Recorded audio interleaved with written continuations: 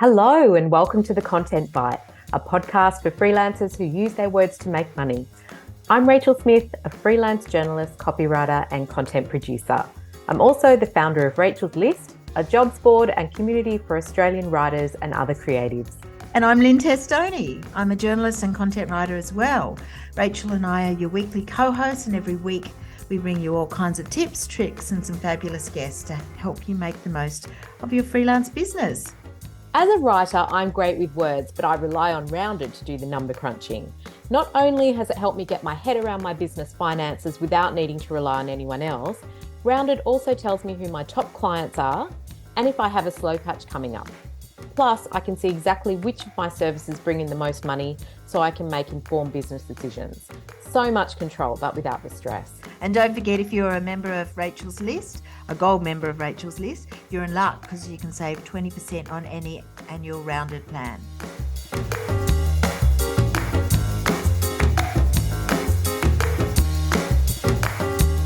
Hi, Lynn. Hi, Rach. How are you? Very strange. We're just here without a guest. I know. We can go off-piste. Off script, off piste, off everything. Yeah. Yes, I think we're all a bit shell-shocked from all the work we've been doing in the summit lately. And Yes, it's been such a flurry in this last week before the early bird tickets finished. But there's still tickets available. there is. Yeah. And we are keen to get more virtual tickets sold. So if you're not in Sydney, don't forget that you can get a virtual ticket. Yep. You can sit there in your PJs with your cup of tea and enjoy the entire Or is that just summit. you? I don't think anyone's going to be dressing up in their, No. in their power suit. No, I don't think so. But No. yeah, it is a really great idea. So check it out at thecontentbitesummit.com.au. But we do have a very valuable episode today, don't we? We do. We've had a few questions about this sort of thing, and it was your idea. So well done you. Clever idea. So you can tell us what we're talking about. Well, actually, I got the idea because I did a little question box thing on Instagram the other day, and the first question came through this entry-level writer who wanted to know how to pick up her first ever client. So we thought we would share 12 tips for people starting out who don't have any clients and want to pick up their first client, or for people moving into writing from another career. Yeah. Yeah. Another industry. Yeah. Okay, so I'll start with my first tip, which is pretty much what I told her, and that is use your existing niche if you have one and target clients in that area because you already have, a base of expertise to start from. This particular woman was a florist who wanted to become a content writer, and I thought, well, she's got that inbuilt niche, so why not leverage that? Write about floristry, seek out brands needing expert floristry content. It's a really good starting point. Great advice. Yeah, and from the perspective of someone moving into writing from a previous career, there's a great blog post on Rachel's List by Sophia Ould, who's a copywriter, and she talks about how she moved from physiotherapy to health writing. But initially, she didn't want to write about health at all. She wanted to completely leave health behind. But then she sort of realized, I've got that inbuilt knowledge, so why don't I leverage it? And that's become a really strong niche for her. So it can be really, it can be a great kind of way to catapult yourself into writing, especially if you're a good writer. Exactly. I think that's true. I think when you're looking for clients right at the beginning, there's two ways you do it. One is through a strong portfolio, and the other way is through contacts. And if you start from like a position of expertise, like from an industry, or even if you're at uni, sometimes it's good if you're at uni, you can start writing for the university magazine, or you can write for publications or clients that are targeting students because that's your area of expertise. And then once you've got a few clippings, then you can start to build on those sort of things for your portfolio is really important. Once you've started, it just picks up bit by bit, doesn't it? Absolutely. So that was your first tip? That's my first tip. Okay. How to find your niche. Okay. My second tip is to partner with freelancers who are that bit ahead of you and might be able to subcontract to you so you can start to get some clippings. You sort of piggybacking onto contracts that they might have in place. And the same thing with web designers or that sort of thing. It can be really a good way to start getting your first bits of work, but also it can be a good way to get some mentorship, which can Yeah. help you chart that course forward in your business when you're starting out. I think so too. I think you can learn a lot about people who've been around for a little while, and you can understand how they do work. You can understand things, all the things that worry you right at the beginning, like how much to charge, what sort of some contracts, or sort of some of the procedures, onboarding clients, all that sort of stuff. You can learn some of those basic things. So my second tip is, and it's all about going back to getting contacts. So sometimes it's really good to look for short-term contract work. It's sometimes hard to get a full-time job if you've got not very much experience, but a short-term contract role is often easier, lower hurdles. And that helps you to build up contacts and clippings, which is back to what we were saying before. So a little bit of time. I know a lot of people when they're starting out, they might go for a part-time role, 2 or 3 days a week, so you get some regular income, even if it's not paid as well, gives you some regular income, and it helps build up your portfolio, and that's really important. And I think getting confident, learning a bit about software, whatever, all those sort of things, it just builds a bit of experience on. Absolutely. And I'm going to jump into one of my later tips, but this is more relevant to what you've just said, is you want to get onto all those job boards and create alerts for the types of jobs you're looking for, and look for free job emails like the entry-level list that we have at Rachel's List. We'll put a link to that in the show notes. I think as well, we should probably mention that, you might feel, oh, I'll go onto Upwork or I'll go into Airtasker and, look for clients there. And that can be, something that a lot of entry-level writers want to do. I would just be a little bit careful about those platforms. I think you're better off building strong relationships, sending, letters of introduction to clients, creating a website, sticking with reputable job boards, or even joining Facebook groups like Young Australian Writers. All of those can bring those initial contracts in the door and initial jobs. Yeah. And I think I think there's a tendency on those sort of content mill sort of things like Upwork. Look, I know some people actually can get a decent income from Upwork, but I think it takes time, and you have to sort of be quite choosy. So certainly starting out, maybe not. And I know people have done it for a couple of months just to build up that portfolio, which I guess is valid. But I really think, as you're right, steer away from a lot of those. It's just a race to the bottom in terms of price, and it's just not a winner. Absolutely. However, where you should spend your time, where I think is valuable, and everyone raves about it, is LinkedIn. Now, a lot of people, if you haven't been looking for a job, you may not been active on LinkedIn, but LinkedIn is a really good way of connecting with people professionally. I connect with all my clients and potential clients on LinkedIn, and it helps me keep a track as they move around. And obviously, I've been doing this for, 7 or 8 years now, and that keeps me in touch with all my previous and current clients. And also, so optimize your LinkedIn, sort of put in the sort of keywords of the sort of work you're looking for, the services you offer, connect with thought leaders in your niche. So if there's experts, they may not give you work, but being active on their place, making comments, follow some senior writers on LinkedIn and even Instagram, learn how they do it and comment regularly. So I think you start to build up a portfolio, and that means if you do reach out to any of those clients, somehow they might know you just from you commenting on LinkedIn. You're not a stranger. And a lot of people get work direct from LinkedIn, sort of cold leads or warm leads straight from LinkedIn. I agree. I think you're slowly sort of building those relationships, so you're not a stranger. It's good advice for sure.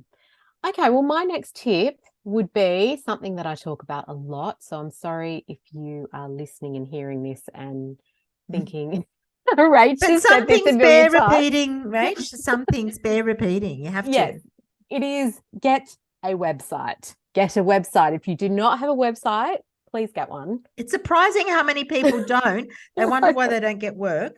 I know you have, because people are always going to search you out. Like our whole thing is we're going to buy something, we're going to connect with someone. Yeah. We Google them, don't we? We Google whatever we're going to do or whatever we're going to buy. So you really need to have that digital footprint and optimize it for SEO. Make it really clear and professional. Don't have too many fonts, too many colors, too many this and that. You really just want to make it. And it doesn't have to be super fancy, and you don't have to spend a fortune on it. Platforms such as Wix and Squarespace, you can do one yourself. WordPress is a bit trickier, but Wix and Squarespace, you can do something pretty standard. and you just do a portfolio, and it doesn't have to, as long as it's got your name, a little bit about you, how to contact you, and some examples of your work. That's all you need. And there are lots of other platforms which you can just put up a simple splash page if you wanted to go even simpler than that. We'll put a link to that blog post as well in the show notes. But if you don't have any clippings at all, start to write some blog posts and optimize them for keywords. Try to learn a bit about SEO, because that's definitely going to help you in being found on Google. And just so you have some examples of your writing, like don't just leave it stagnant. Keep freshening it up with a blog post every now and then, maybe once a month, or, or more if you have the time and you're looking for work. Yeah. I think so too. I think keeping your website updated is a really important thing. A lot of people say, oh yeah, don't look at my website because it's 5 years old. I mean, I go into my website probably every couple of weeks, and often I will just check it, but I often upload a new clipping. Sometimes I do a new blog post, and doing things like that regularly helps. It appeases the Google gods, and it tends to make your people come to you. It helps reassure Google that it's fresh and current, which is important too. Yeah. Yeah. So my next tip, and this is something I see so often, and it's a mistake I made early in my career, and make sure your email address is a professional one. You would be horrified, and I'm sure, Rach, you see lots of journalists' email addresses. I get so many that are, susmith94@gmail.com or whatever. So just don't. And this is a really important thing for somebody coming out of uni, or somebody who's maybe come out of a corporate career and their only private email is a Gmail or a Hotmail address. So set up a proper email address, ideally linked to your new website that Rachel's just talked about. Well, that brings us back to get the domain. So get the domain for your name or for the business that you want to be running, and your email will naturally hang off that. But honestly, as two people who have commissioned multiple writers, the more professional that you look, and having your own domain and having your own email linked to your domain, oh my God, you are streets ahead, aren't you? Oh, totally. I'm quite horrified how many people, but I used a Gmail because I started off like that, and it seemed okay until somebody, I think it was Beck Lambert, said, nah, don't do it. And I changed, and it makes such a difference. I've actually had people comment on it. Yeah. And mine is just lynn@lyntestoni.com. It's unique. It looks professional. Doesn't have to be fancy. But just come up with something clever, or just your name. It doesn't have to be fancy. And I think it's really important. And as you say, link it to your website URL. Absolutely. Okay. My next tip is one that everyone's going to feel really icky about. It's lean on your existing network. Absolutely. Which we don't want to do that, do we? We don't want to reach out to people we know and say, I'm doing this. Do you want to hire me? But you have to do it. I think that you've got to tell them you've hung your shingle out, you're looking for work, you want them to pass your name on to people who need writers, because I think people want to work with people they know. And I do really believe that your network are the most likely to give you that initial push to get you going. I know that definitely happened when I started freelancing. It was people in my immediate network who gave me little jobs here and there so that I could build on that. Absolutely. Sure. I think that's true. And I just put a little note on Facebook, and it doesn't have to be super salesy. Yeah. I just said things like, I'm just heading out. I'm going to start freelancing. Anyone hear of anything? Let me know. It wasn't like super pushy.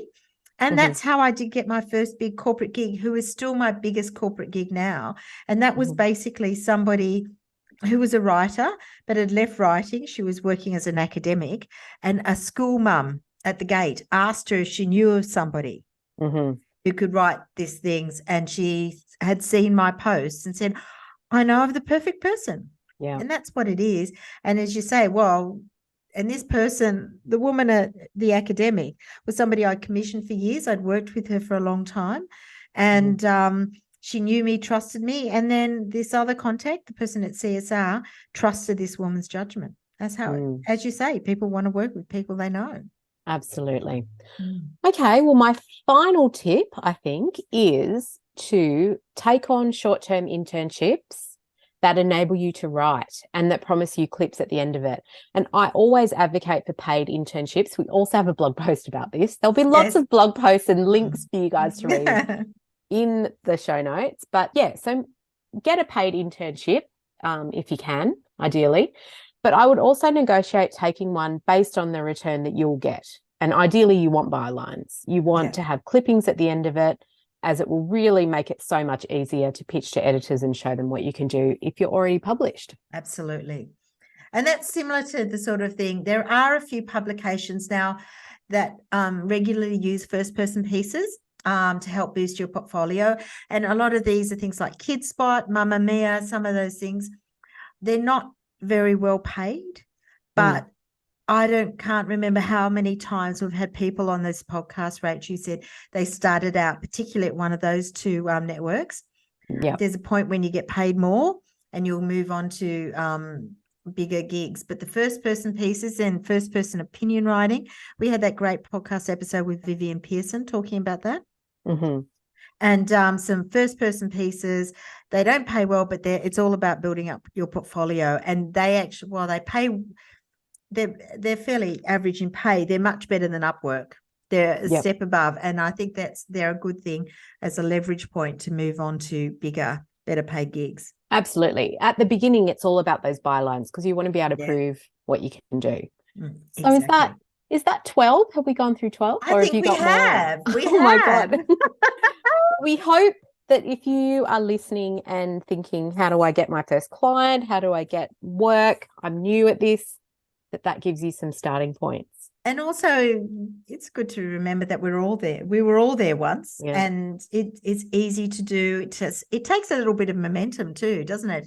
You won't get something immediately, but it takes time, but you will get it and you will move on, and then you stop having to hustle as much. I don't hustle very much anymore. I don't know about you, Rach. Nope. No. You do get to the point where work comes to you and you're actually going, well, this is great, but I'd quite like to do that kind of work. And you're sort of, you can't because you're too busy. So yeah. That's a whole other podcast episode, isn't it? It's a nice problem to have. Yeah, it's a nice problem to have. Yes. But we hope that helps you out. And if you have any questions for us, you can always get in touch with us at hello@thecontentbite.com. If you have a topic you'd like us to cover, feel free to email us. Or a guest you'd like us to feature, that'd be great. If you're a potential guest and you want to be on the podcast, you can email us.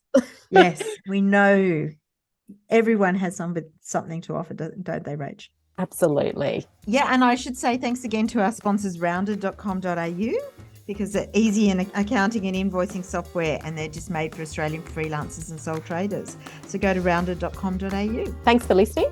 Thanks for listening, and we'll see you again next week. Okay, bye. Thanks. Bye.